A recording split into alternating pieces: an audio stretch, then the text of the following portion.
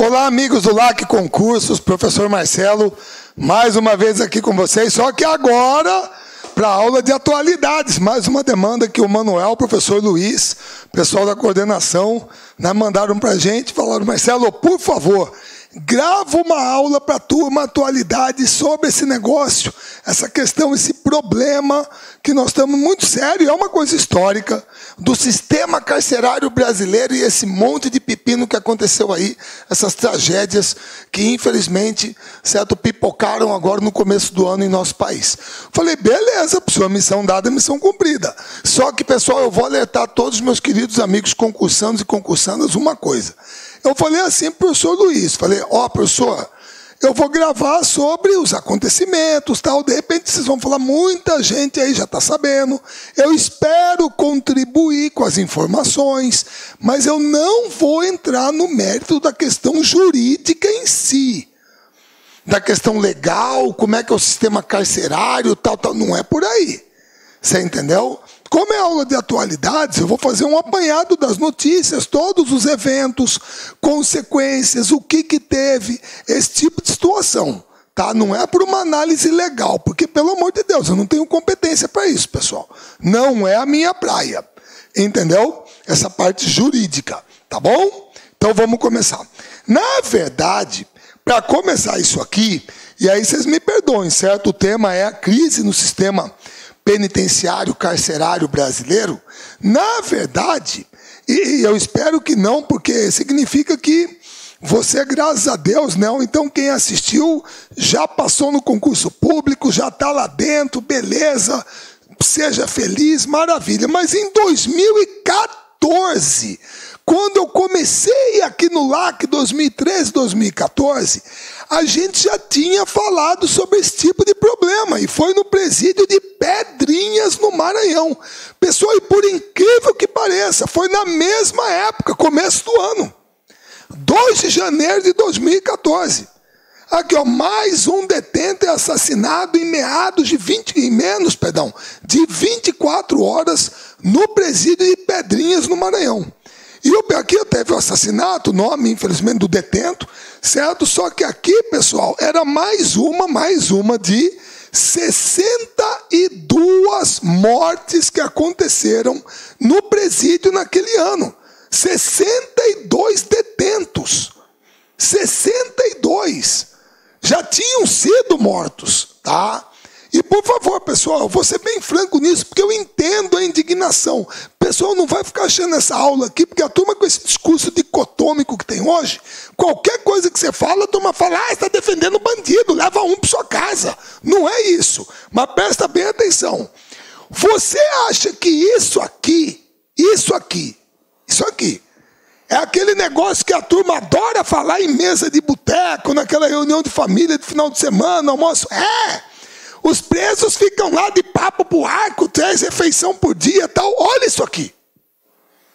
Fala para mim que você queria estar no meio disso aqui. Qualquer pessoa, qualquer ser humano. Eu sei que o cara cometeu um crime, ele tem que pagar, eu não sou contra isso. Mas fala para mim que é o quadro que pintam aí. O cara fica lá na boa, tem bolsa presidiário, 3 refeições, de papo pro ar. Olha isso aqui. Não existe, gente. Não existe, a turma pinta um quadro que não é bem assim. Muitas vezes você está falando de quem? Você está falando de um presídio de segurança máxima, que é 1 por cela, está lá o Fernandinho Beiramar, está lá o Marcola, aí é diferente. Realmente pode ser. O cara é sozinho numa cela, mas olha isso aqui. E a maior parte da população carcerária brasileira vive isso aqui. Então é um sistema caótico.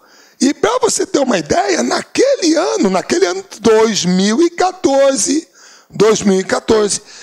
já eram 62 detentos assassinados, dentro do presídio. 62, certo? Então é uma coisa histórica esse problema, tá bom? Inclusive, cogitou-se na época uma intervenção federal no Maranhão. Um pedido de intervenção federal. Por parte, através de uma denúncia da Organização dos Estados Americanos, da Comissão Interamericana de Direitos Humanos, a Procuradoria-Geral da República cogitou certo, um pedido de intervenção federal no estado do Maranhão. Tá certo? Beleza? Então, não é uma coisa nova, infelizmente, esse tipo de situação. Tá? E aí eu vou ser bem honesto, eu tenho que ser claro, porque às vezes a turma fala, sim, existe a questão da posição, da postura política. Não é culpa do atual governo. Não é. Os governos anteriores também não foram competentes para resolver isso aqui. Só que aí eu vou buscar lá no final um argumento para você tentar entender também uma parte dessa tragédia. Uma parte desse caos. Certo? Beleza? É uma coisa cumulativa, que é o sistema. Tudo bem? Mas como vocês estão vendo, 3 anos atrás nós já tínhamos esse quadro. Já tínhamos eventos dessa natureza. Só que aí existem alguns componentes diferenciadores. Ô Marcelo, essa questão aqui lá de Pedrinhas, como é que foi? Pessoal, superlotação. Superlotação. Eles começaram a fazer isso aí, tipo assim, aquelas coisas macabras, sorteia e mata, porque está muito lotado, tem que desovar para ver se sensibiliza. Isso aqui não foi guerra de facção. Isso aqui não foi, não. Teve nada a ver de guerra de facção. Não teve. Isso aqui foi uma questão interna, os cabeças lá dentro, quem que vai? Aquele ali, pimba. Ah, não estão sensibilizados? Vai continuar assim? Mata mais um. E mataram 62. Certo? Beleza? Diferente disso aqui. Tá? Aqui foi diferente. Certo? Massacre lá em Manaus. 56 mortos. A turma começou falando 60, 56 mortos. Começou no dia 2 de janeiro, certo? E aqui, efetivamente, ficou muito claro que se tratava de uma briga, certo? Envolvendo 2 facções. O primeiro comando da capital, o PCC, que é originário de São Paulo, e a família do Norte, a FDN do Amazonas. Sendo que a família do Norte é associada ao Comando Vermelho, originário do Rio de Janeiro. A maioria dos mortos pertence ao primeiro comando da capital. A maioria dos mortos. Certo? Então foi isso aqui que aconteceu. Tá bom? Vamos lá. Foi a segunda rebelião mais letal da história do sistema prisional brasileiro. Se bem que aqui, pessoal, vamos lá. Tudo bem, eu entendo a palavra rebelião usada como um problema dentro do presídio. Mas é bom lembrar o seguinte. O massacre do Carandiru em São Paulo, de 92, 111 foram presos, foram mortos pela polícia militar. Não foi uma rebelião. Foi um problema interno. Certo? Todo mundo aqui já escutou Diário de um Detento, do Racionais MC com o Mano Brown. Certo? 2 começaram a discutir, certo? Grupos rivais, para um problema lá dentro. Ou seja, não foi uma coisa organizada dos presos contra os guardas, os agentes penitenciários, não. Foi entre eles e tomou vulto. E aí a tropa de choque foi chamada. Certo? E todo mundo se lembra, né, na música. Certo? Era a brecha que o sistema queria. Avisa o IML, chegou o grande dia. Entendeu? E aí a turma foi lá para dentro e matou 111. Certo? A maioria executada com tiro nas costas, tiro na cabeça. Certo? No mínimo 2 a 3. Tá? Não tem arma de fogo com detento, nada disso. Não teve um policial ferido. A turma entrou lá e matou. Certo? Então, essa rebelião no Amazonas é a segunda, gerou o segundo maior massacre, a segunda mais letal da história do sistema prisional brasileiro. Certo? Esse presídio, que está aqui, o Complexo Penitenciário Anísio Jobim, o COMPAG, ele é administrado, parte dele, por uma empresa terceirizada, chamada Humanizare. Então, veja bem, quem coloca aquela questão da privatização dos presídios, de certa maneira já está acontecendo aqui. Veja bem, não é que o presídio era totalmente privatizado, mas uma parte dele, alguns setores, já eram administrados por uma empresa privada. Então já tem esse conceito. certo? Por uma empresa privada, a Humanizare.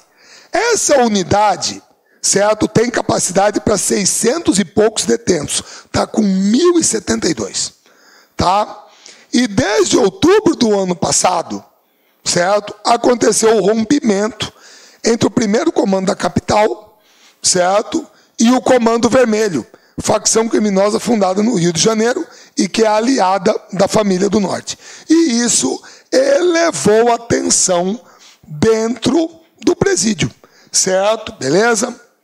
O Compage, o presídio onde aconteceu a rebelião, ele é dominado pela família do Norte. O pessoal do PCC estava numa outra área denominada como seguro. É o seguro, certo?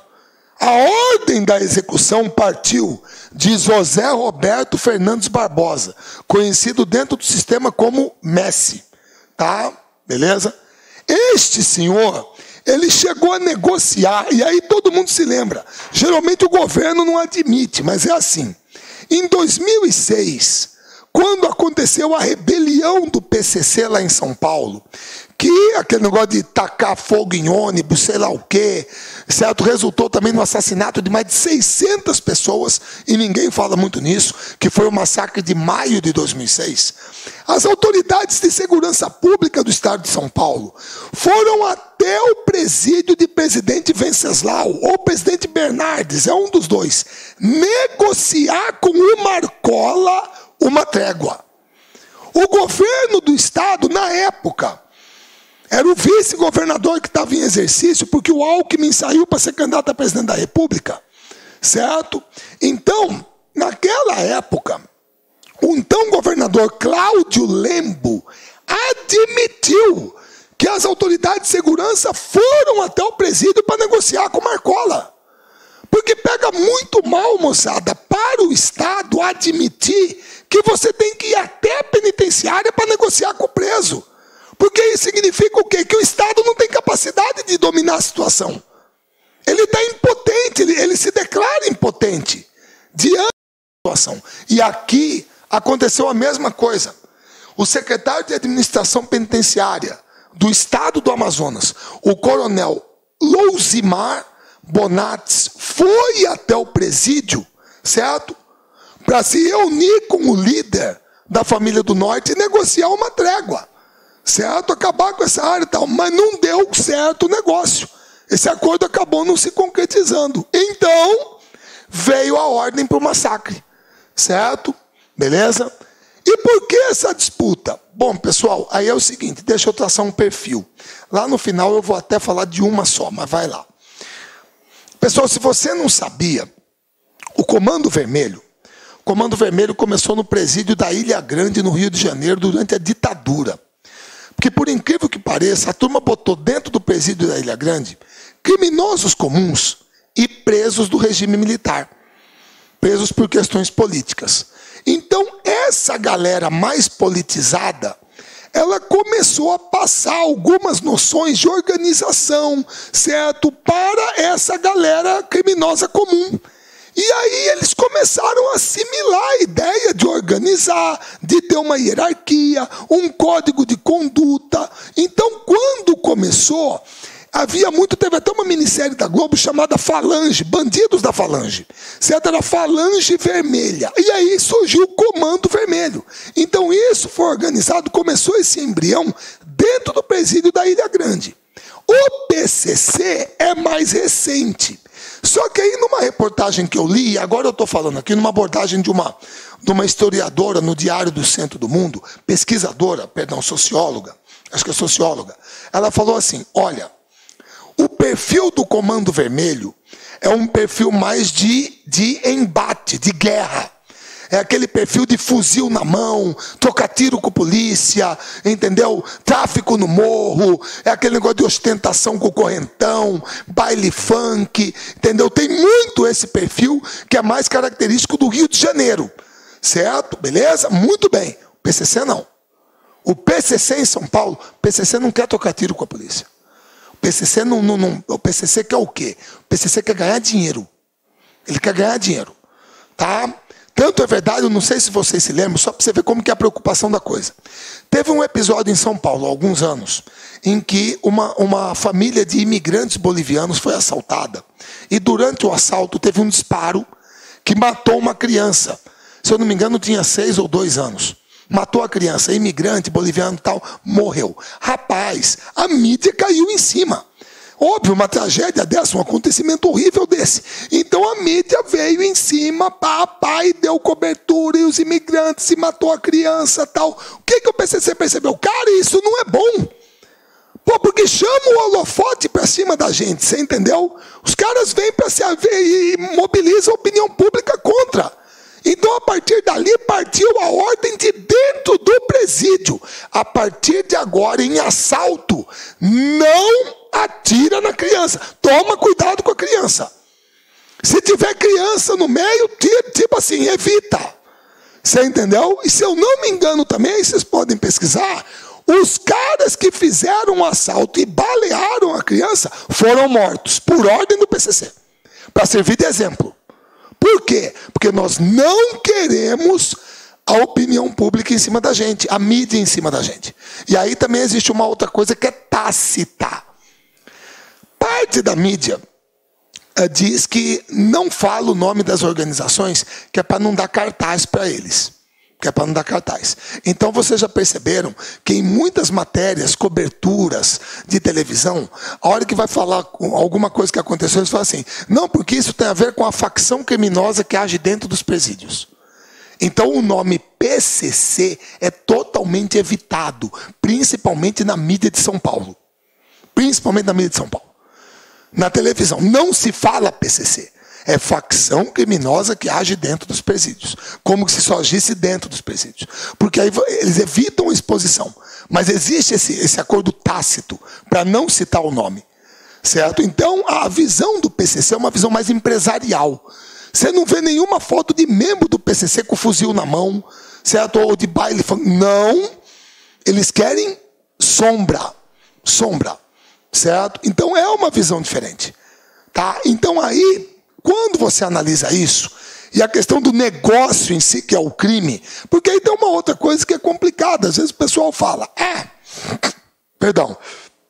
porque o crime organizado, gente, pelo amor de Deus, para o crime funcionar, ele tem que ser organizado, como qualquer outra atividade.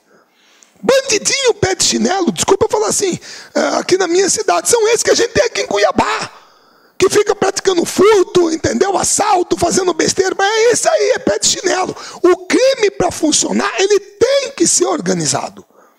E a região norte do país, a região norte, ela é fundamental para o tráfico internacional de drogas, gente. Ela é fundamental. Porque ali você tem fronteira com o Peru, você tem fronteira com a Bolívia, você tem fronteira com a Colômbia e com a Venezuela. A Venezuela, o pessoal botou aqui também de graça, até entendi nessa matéria. Porque não é o pepino por ali. A região é a área produtora e a área plantadora, né? E produtora de coca e cocaína, que é Peru, Bolívia e Colômbia. É dali que sai o grosso da coisa. E é a fronteira com a região norte, certo? E nos últimos anos, o PCC fortaleceu a sua presença na área. Principalmente porque o Comando Vermelho perdeu influência, perdeu território, certo? Depois que Fernandinho Beiramar foi preso, certo? E ele que negociava o abastecimento de cocaína também com as Farc, que estavam envolvidas com o narcotráfico. Estavam. Não pode ter ilusão quanto a isso. Então, essa guerra aqui é uma guerra por negócio. A turma fica achando que é tipo briga de gangue, eu não gosto do você. Não, gente, é grana. Estou falando de grana, é dominar o mercado de droga, é dominar o mercado consumidor, e até mesmo dentro dos próprios presídios.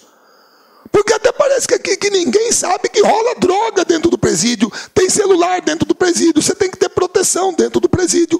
Esse é um drama do sistema carcerário brasileiro. Se você entra no presídio e você quer sobreviver, ou você se alia a um lado ou ao outro. Porque um ou outro, você sendo membro, eles vão te dar proteção. Depois isso vai ser cobrado, certo? Mas é difícil você ficar dentro do presídio neutro. E se você for neutro, você é o primeiro que vai rodar. Você é o primeiro que vai rodar. Porque você não está nem de um lado nem do outro, então você não vai fazer diferença para ninguém. Certo? Então, isso aqui, todo esse contexto, motivou essa situação em Manaus. Certo? Aqui, ó. Olha só como é que é uma foto do pavilhão. Família do Norte, Comando Vermelho. Muito claro. É a facção que domina esse presídio. Certo? Onde aconteceu esse massacre. Beleza? Tudo bem? Aí, consequências. Logo depois do massacre, uma semana depois, o diretor do presídio é afastado. O diretor do presídio é afastado. Por quê? Qual que é a acusação?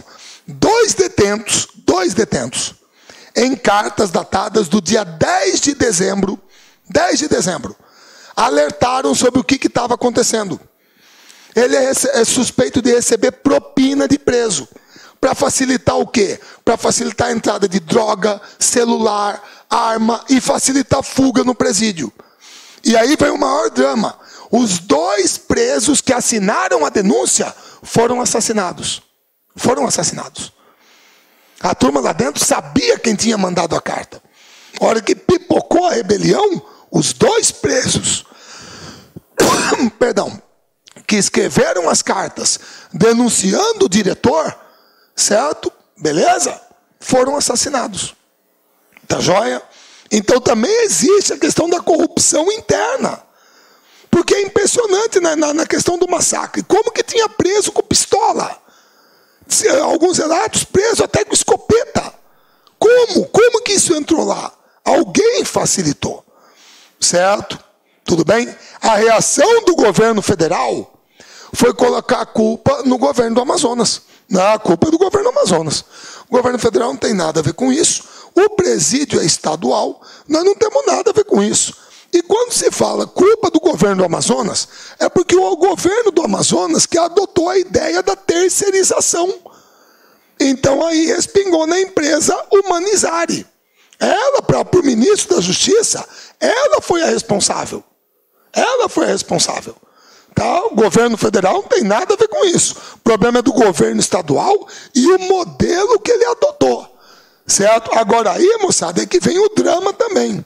Muita gente, e eu entendo, às vezes, todos nós entendemos, a revolta com determinadas coisas que acontecem, principalmente quando amigos ou familiares estão envolvidos em episódios de violência, e a turma fala, rapaz, tem mais que matar, ou tem que prender mesmo, tal, o que quer que seja. A gente entende esse discurso. Mas só que é aí que você entende que com esse modelo, o que significa muito preso? Significa muito dinheiro. Muito dinheiro.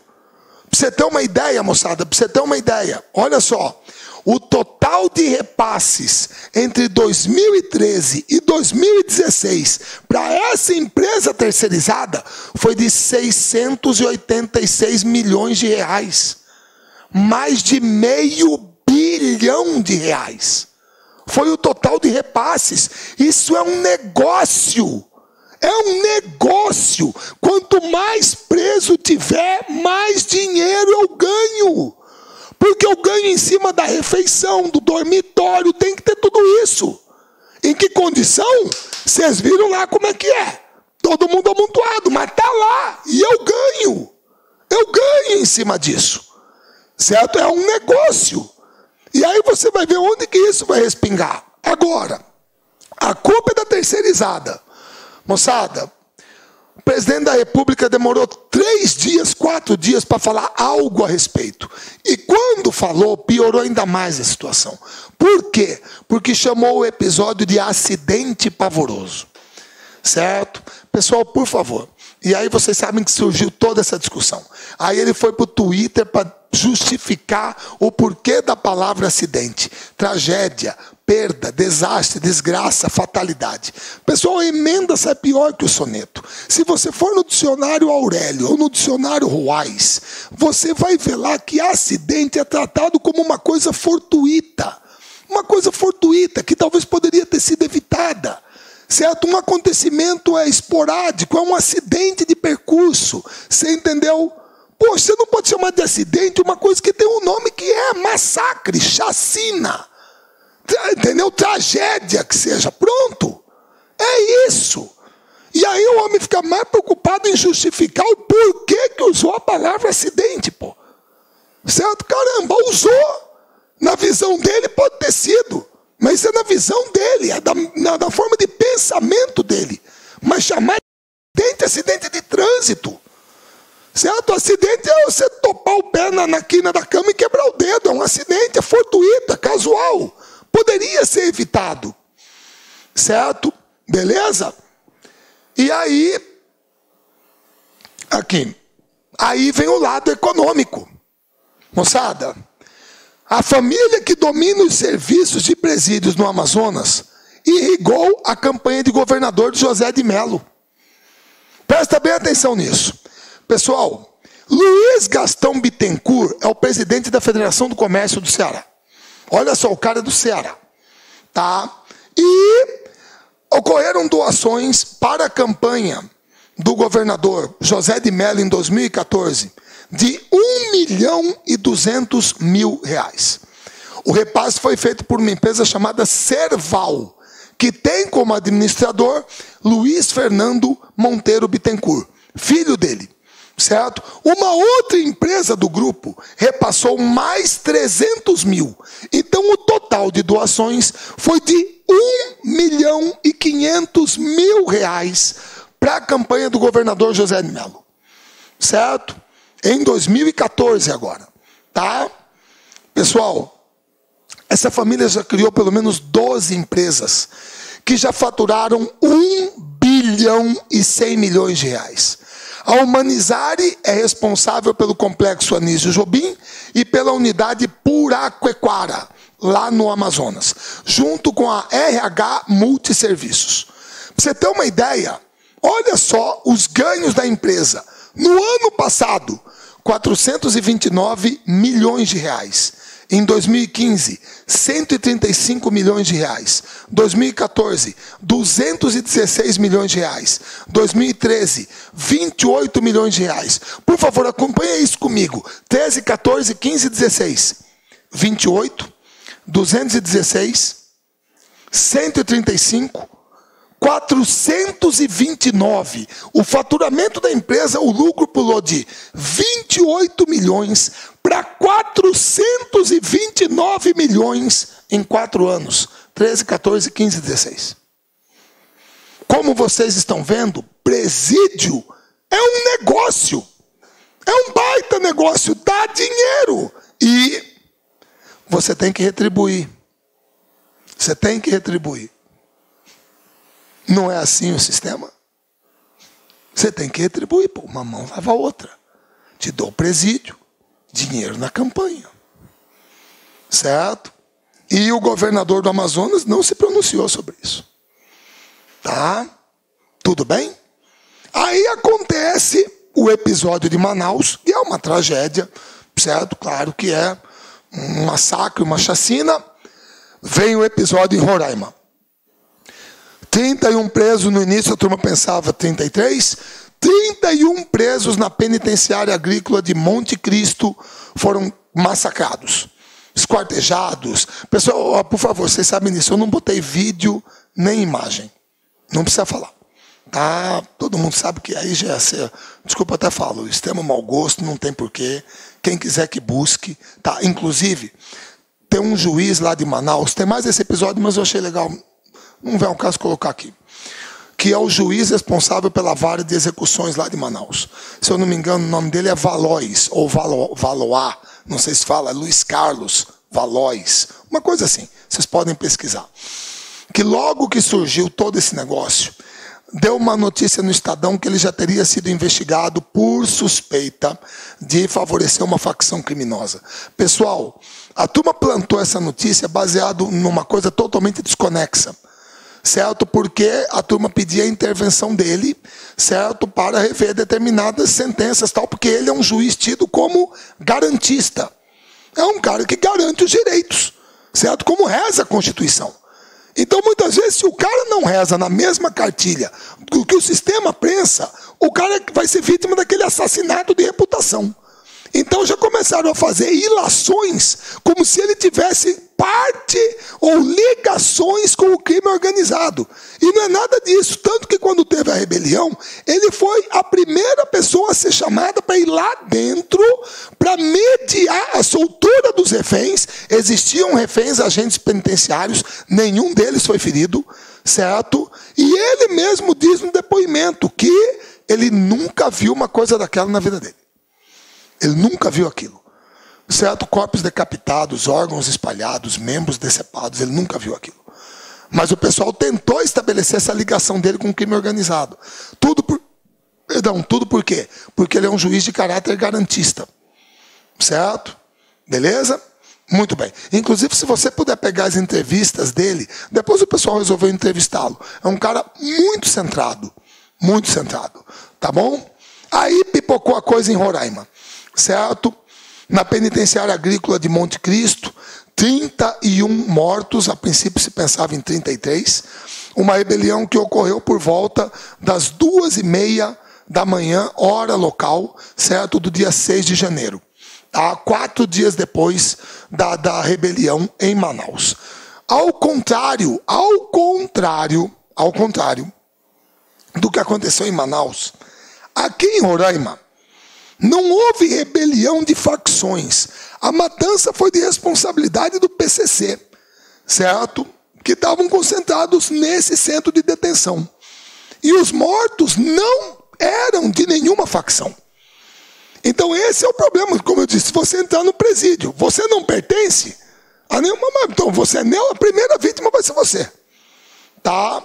Foram 31 presos que não pertenciam a nenhuma facção criminosa. E os autores do massacre são integrantes do PCC, certo? Talvez tenha sido uma forma de procurar demonstrar força diante do que aconteceu com a família do Norte lá em Manaus, certo? Que a maior parte dos mortos em Manaus era do PCC. Então aqui o PCC também resolveu mostrar força na região e massacrou 31 presos que não tinham nada a ver com nenhuma facção criminosa. Quando pipocou o caso de Roraima, o que o Ministério da Justiça disse? Não, mas isso é um problema local, porque nós não sabíamos, não tinha nenhum pedido para a gente. Aí que ficou ruim. Por quê? Ele teve que voltar atrás e admitir que Roraima pediu ajuda para os presídios. Certo? Pediu ajuda. Tá? Esse aqui é o ofício da governadora Maria Sueli Campos, aí eu sublinhei em vermelho, desculpa se está pequenininho, se pegar depois você pode dar uma olhada, 21 de novembro de 2016, 2 meses antes, 1 mês e meio, e ela pedia com urgência, em letra maiúscula, urgência, o envio da Força Nacional de Segurança, urgência, devido às questões envolvendo os presídios em Roraima. Certo? Qual foi a resposta? Está aqui a resposta.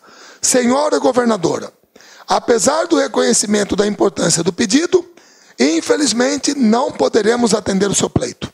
Pronto. Está aqui a resposta. Então, este cidadão não pode dizer que não foi avisado, que desconhecia e que negou. Tudo isso aconteceu. E aí ele teve que vir a público para voltar atrás e admitir que sabia, mas não ajudou. Apesar da governadora ter pedido em caráter de urgência. Então isso aqui poderia ter sido evitado se a Força Nacional de Segurança estivesse lá. As razões da negação do pedido, obviamente eu não sei. Não sei. As razões são dele. Certo? Eu não conheço o aparato do ministério, a logística, não sei.